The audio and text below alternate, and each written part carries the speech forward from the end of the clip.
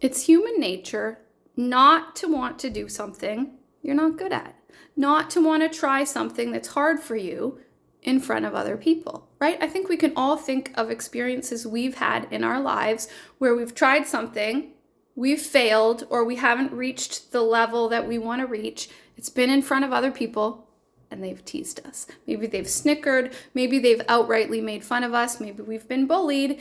And so our natural reaction is to want to avoid that. I just want to get away from this situation. I don't want to try again, right? This is the experience for a lot of our kids with DLD. They've tried participating in classroom discussions in the past. They've tried answering teacher questions, and it hasn't gone well. Some of the time it has, but a lot of the time it hasn't gone well. Maybe they didn't understand the teacher's question, so they gave an answer that didn't make sense. Maybe they knew the answer and they understood the question, but they couldn't think of the words they needed in that moment, and it was embarrassing.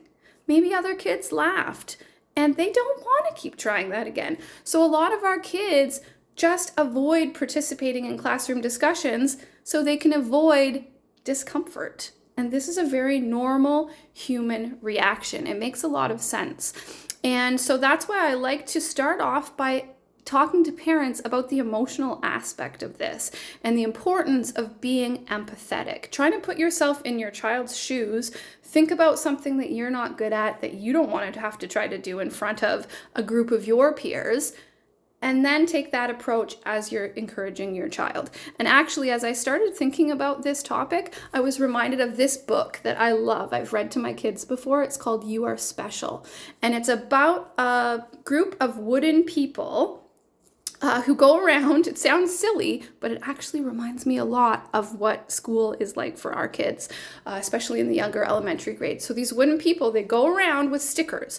And whenever they see somebody doing something cool, something great, something impressive, they put a star sticker on them. And if they see somebody doing something foolish or ridiculous or something that they're not skilled at, they put a dot sticker on them. And so there's some characters in this book that are just covered in star stickers, and other characters in this book that are just covered in dot stickers.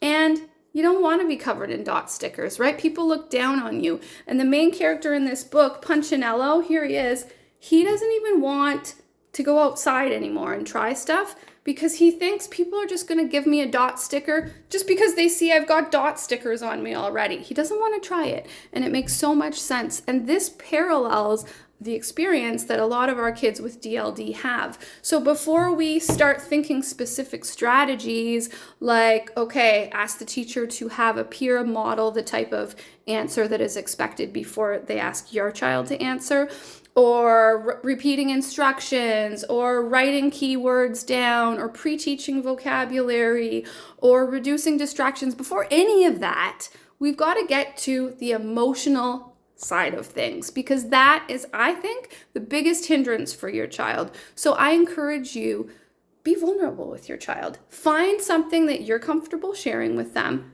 that you're not good at. Maybe you want to tell them about an experience you had as a child. Maybe you want to tell them about an experience you had last week where you struggled with something and you decided to persevere. But validating those feelings, acknowledging it's really hard. What you're asked to do is really, really hard. And I'm so proud of you for not giving up. I think that is a super, super important thing to think about when we are helping our child start to get to the point where they can participate more in classroom discussions. So we need to build that foundation of safety and vulnerability with our child, so then we can get on the same page and start using all of those strategies that we've listed here.